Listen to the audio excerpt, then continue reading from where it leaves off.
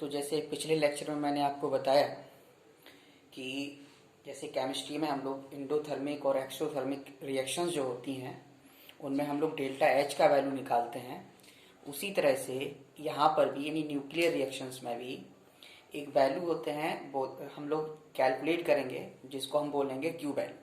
तो सबसे पहले हमें यही समझना है कि ये जो क्यू वैल्यू है ये क्या है ना। तो क्यू वैल्यू बेसिकली क्या करता है, हमको एक आइडिया देता है ना, during the nuclear reaction,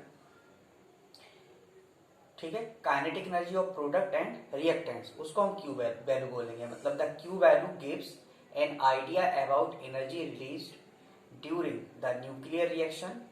it is defined age difference of kinetic energy of product and reactants. मतलब क्यू वैल्यू को डिफाइन करेंगे kinetic energy of product minus kinetic energy of reactants, है ना, kinetic energy of product and kinetic energy of reactants. अब product कौन से थे, जैसे हम लोगों ने ये इसी तरह से तो लिखा था हमने, न्यूक्लियर रिएक्शंस को बोला था, ये इनकमिंग पार्टिकल्स जो कुछ भी हो सकते हैं, alpha particles, electron, proton, neutron, ये टारगेट था, ठीक है ना, जो जनरली रेस्ट में होता है। ये इंटरमीडिएट प्रोडक्ट बन रहा था, फिर इससे जो प्रोडक्ट बना और ये आउटगोइंग पार्टिकल्स हो गए। तो इसका मास में एमपी कह रहा है, इसको एमओ, इसको एमआई, इसको एमटी। ये एनर्जी काइनेटिक एनर्जी का, ये प्रोडक्ट का और केईओ का, है ना। तो क्यू वैल्यू को डिफाइन करेंगे काइनेटिक एनर्जी ऑफ प्रोडक्ट कौन से हो गए, ये वाले, और रिएक्टेंट्स कौन से हैं, ये वाले, है ना, minus kinetic energy of reactants. तो रिएक्टेंट्स में ये टारगेट तो ऑलमोस्ट रेस्ट में, इसकी तो वेलोसिटी है नहीं, सिर्फ इसी के पास है, तो इसकी एनर्जी ले लेंगे। क्यू वैल्यू क्या है, काइनेटिक एनर्जी ऑफ प्रोडक्ट मतलब जो बनेगा ये भी इसी में आएगा, है ना, and minus kinetic energy of reactants. तो इसको हम लोग क्यू वैल्यू बोलेंगे, ठीक है। अच्छा, जरा एक हम लोग एग्जाम्पल लेते हैं। जैसे हम लोग बोलते हैं कि यूरेनियम का फिजन हो रहा है, हम आगे जाके पढ़ रहे हैं अभी फिजन और फ्यूजन। तो हम कहते हैं कि जैसे आप थोड़ा बहुत भी न्यूक्लियर रिएक्शंस के या रिएक्टर्स के बारे में आइडिया है, या न्यूक्लियर प्लांट के बारे में कुछ पढ़ा होगा, तो उसमें कहते हैं जैसे कि यूरेनियम का फिजन हो रहा है। तो जब यूरेनियम का फिजन होता है तो 200 mega electron volt per nucleon energy release होती है। 200 मेगा इलेक्ट्रॉन स्टैंडर्ड वैल्यू है, 200 mega electron volt per nucleon energy release होती। कब, जब यूरेनियम का फिजन होता है। फिजन का मतलब टूटना, है ना। तो जब फिजन होता है, और टूटता क्यों है, क्योंकि वो अपनी स्टेबिलिटी को लाने के लिए अल्फा बीटा पार्टिकल जो भी होगा वो उसको रिलीज करेगा। तो per nucleon 200 mega electron volt nuclear energy release होती है। तो अब ये एनर्जी किसके फॉर्म में रिलीज होगी, है ना, हीट के फॉर्म में। भाई ये जो एनर्जी रिलीज हो रही है वो किसके फॉर्म में हो रहा है, हीट के फॉर्म में। ऐसा दिमाग में आएगा, नहीं होता है। एक्चुअल में ये हीट के फॉर्म में नहीं होता है, बल्कि किसके फॉर्म में होता है, काइनेटिक एनर्जी के फॉर्म में निकलती है, जिसे हम हीट के फॉर्म में कन्वर्ट कर लेते हैं। अब हीट के फॉर्म में कैसे कन्वर्ट कर लेते हैं, इसी को तो हम फिजन और फ्यूजन में पढ़ना है। तो कहने का मतलब है, जैसे हम लोग फिजन में कहते हैं कि per nucleon 200 mega electron volt energy release होगी, तो वो हीट के फॉर्म में एनर्जी रिलीज नहीं होती है ना। ये बात अलग है कि रिएक्टर गर्म हो जाते हैं, पर वो हीट के फॉर्म में नहीं होती। एक्चुअल में वो जो एनर्जी रिलीज होगी वो काइनेटिक एनर्जी के फॉर्म में रिलीज होती है, फिर उसको हीट के फॉर्म में कन्वर्ट कर दिया जाता है। अब कन्वर्ट कैसे किया जाएगा, अब कन्वर्ट ऐसे ही किया जाएगा, मान लो ये रिलीज हुआ तो प्रोडक्ट बना, आउटगोइंग पार्टिकल्स बना। तो जब इनके पास एनर्जी है, कहीं जाके किसी चीज से टकराएंगे, तो टकरा के अपनी एनर्जी लॉस को किसके फॉर्म में करेंगे, हीट के फॉर्म में। तो वो जो टकरा रहा है वो तो बाद की कहानी हो गई, इस रिएक्शन का काम तो यहाँ खत्म होगा ना। तो ये किसके फॉर्म में एनर्जी रिलीज करेगा, हमेशा काइनेटिक एनर्जी के फॉर्म में, समझ गया ना। तो हीट के फॉर्म में तो हम इसको कन्वर्ट करते हैं।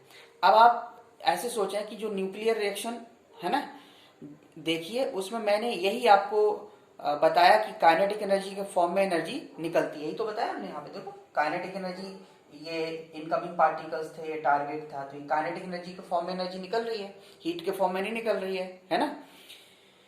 तो फिर इस एनर्जी, जब ये एनर्जी निकलेगी, तो अब हमारा काम है कि अब हम इसको कैसे यूज कर पाते हैं, है ना, एनर्जी तो काइनेटिक के फॉर्म में निकल गया। अब हमारा ये काम है कि हम इसको कैसे यूज कर सकते हैं, ठीक, ये हम लोगों पे डिपेंड करेगा। जैसे कोलिजन कराते हैं हम लोग तो हीट में कन्वर्ट होगा, है ना, कोलिजन हम कराएंगे तो हीट में कन्वर्ट होगा। इसका मतलब हमको एक चीज ध्यान रखना है कि जो भी ये न्यूक्लियर रिएक्शन होगी तो उसमें जो एनर्जी होगा उसका प्राइमरी फॉर्म क्या होगा, काइनेटिक एनर्जी, और सेकेंडरी फॉर्म क्या होगा, हीट। क्योंकि पहले जो कुछ भी होगा एनर्जी का तो जो प्राइमरी फॉर्म होगा वो क्या होगा, काइनेटिक एनर्जी, यानी प्राइमरी फॉर्म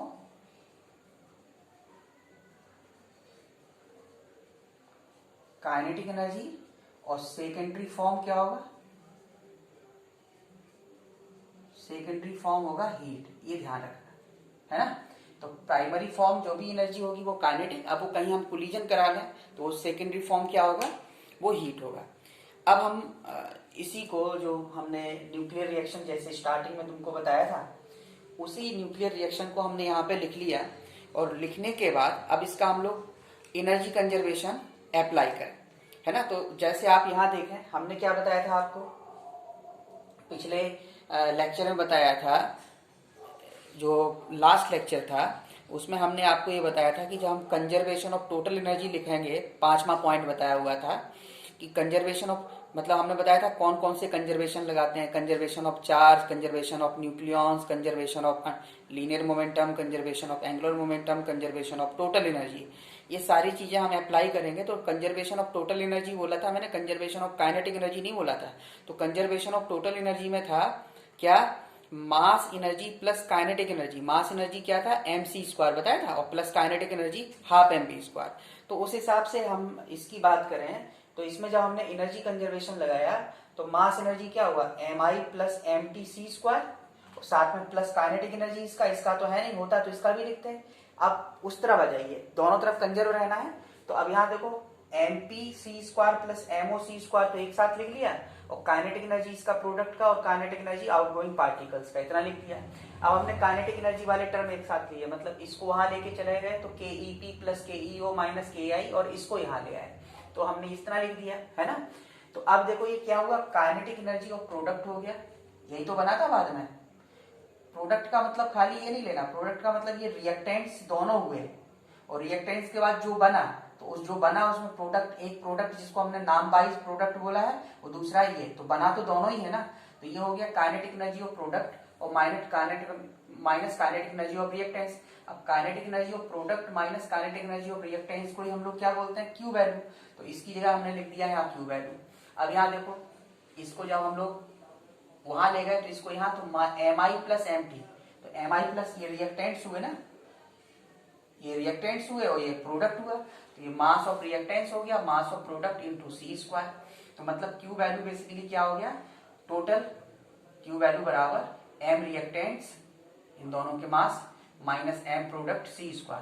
तो क्यू वैल्यू का एक जो फॉर्मूला हमारे पास बन गया, इसके साथ साथ इसके फॉर्म में बन गया, है ना। तो क्यू वैल्यू का फॉर्मूला एक इसके साथ साथ हमने इसके बना लिया। अब इसमें दो केस हमें समझना है। मान लो क्यू वैल्यू कैसी आई, greater than zero. Greater than zero का मतलब पॉजिटिव है, तो जब पॉजिटिव कब आएगा, पॉजिटिव तभी आएगा जब ये ज्यादा हो ये कम हो, तो M reactants greater than M product. तो जैसे हम लोग केमिस्ट्री में एंडोथर्मिक और एक्सोथर्मिक बोलते थे, उसी तरह से यहाँ पर जब क्यू वैल्यू पॉजिटिव होगा तो इसको बोलते हैं एक्सोर्जिक, इसको क्या बोलते हैं, एक्सोर्जिक रिएक्शन। और जब क्यू वैल्यू निगेटिव होगा तो उसको एंडोर्जिक रिएक्शन बोलते हैं। जैसे वहां पे एक्सोथर्मिक एंडोथर्मिक बोलते हैं, ऐसे यहाँ पे एक्सोर्जिक रिएक्शन और दूसरा एंडोर्जिक रिएक्शन बोलेंगे, ठीक है ना। इसके आगे अगले लेक्चर में